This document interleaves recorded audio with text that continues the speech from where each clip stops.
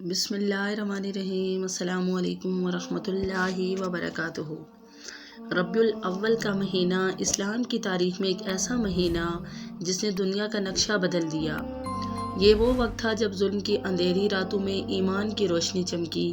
مکہ کے کفار نے فیصلہ کر لیا تھا کہ محمد صلی اللہ علیہ وآلہ وسلم کو ختم کر دینا ہے۔ چالاکیاں، سازشوں اور تلواروں کے سائے، ہر طرف موت کا خطرہ، لیکن اللہ کی تدبیر سب تدبیروں پر باری تھی۔ نبی کریم صلی اللہ علیہ وآلہ وسلم نے اپنے پیارے چچا زاد بھائی علی رضی اللہ تعالیٰ عنہ سے فرمایا، علی آج رات تم میرے بستر پر سو جاؤ۔ علی رضی اللہ تعالیٰ عنہ نے سنا تو مسکرا کر ہاں کہہ دی۔ رات اندھیری تھی، دشمن دروازے پر کھڑے تھے اور علی کے سر پر موت منڈلا رہی تھی، لیکن یہ نوجوان شیر کی طرح بہادر تھا۔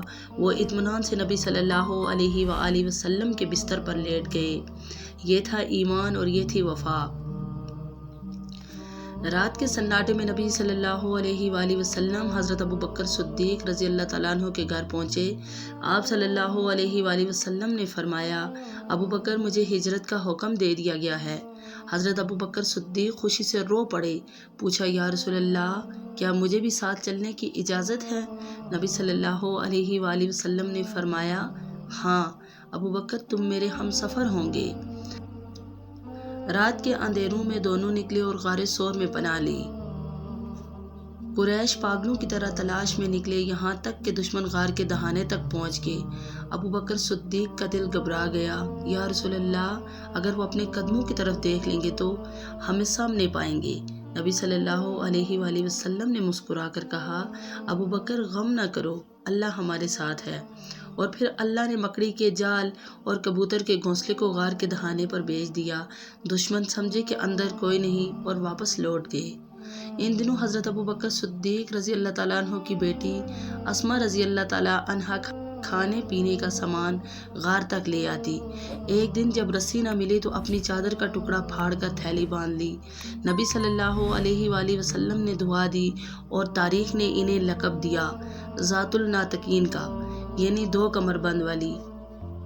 ابو بکر صدیق رضی اللہ تعالیٰ عنہ کا بیٹا عبداللہ دن میں مکہ میں خبریں سنتا اور رات کو آ کر رسول اللہ صلی اللہ علیہ وآلہ وسلم کو اطلاع دیتے، جبکہ غلام عامر بن فہیرہ بکریاں چرا کر لاتے تاکہ ان کا دودھ ہجرت کرنے والوں کی پیاس بجھائے اور بکریوں کے قدموں کے نشان دشمن کے سراغ کو مٹا دیں۔ بالآخر جب مدینہ پہنچنے کی گھڑی آئی، مدینے کی گلیاں روشن ہو گئی، بچے خوشی سے نعرے لگانے لگے، عورتیں چھتوں پر چڑھ گئی، ہر زبان پر ایک ہی صدا تھی، طلع البدر علینا، طلع البدر علینا۔ مدینے کی سرزمین گواہ بن گئی کہ یہ وہ دن تھا جس نے دنیا بدل دی۔ یہ واقعہ صرف تاریخ نہیں، یہ سبق ہے کہ ایمان کے راستے میں قربانی دینی پڑتی ہے، صبر کرنا پڑتا ہے اور اللہ پر بھروسہ رکھنا پڑتا ہے۔ حضرت علی رضی اللہ تعالیٰ عنہ کی بہادری، ابو بکر صدیق کی وفا، اسماء رضی اللہ تعالیٰ عنہا کی خدمت، عبداللہ رضی اللہ تعالیٰ عنہ کی محنت اور عامر بن فہیرہ کی وفاداری، یہ سب چیخ چیخ کر ہمیں یاد دلاتے ہیں کہ اللہ تعالیٰ ساتھ ہو تو دنیا کی کوئی طاقت کچھ نہیں بگاڑ سکتی۔ اے اللہ ہمیں صحابہ جیسی محبت عطا فرما۔ اے اللہ ہمیں رسول اللہ صلی اللہ علیہ وآلہ وسلم کی سنت پر چلنے والا بنا۔ اے اللہ ہمارے ایمان کو مضبوط کر دے، ہماری نسلوں کو دین کا وارث بنا دے اور قیامت کے دن ہمیں اپنے حبیب صلی اللہ علیہ وآلہ وسلم کے ساتھ جنت میں جگہ عطا فرما۔ آمین یا رب العالمین۔ اگر یہ ایمان افروز واقعہ آپ کو پسند آیا ہو تو اس ویڈیو کو لائک کریں، اپنے دوستوں کے ساتھ شیئر کریں اور ہمارے صحیح حدیث چینل کو سبسکرائب کرنا نہ بھولیں۔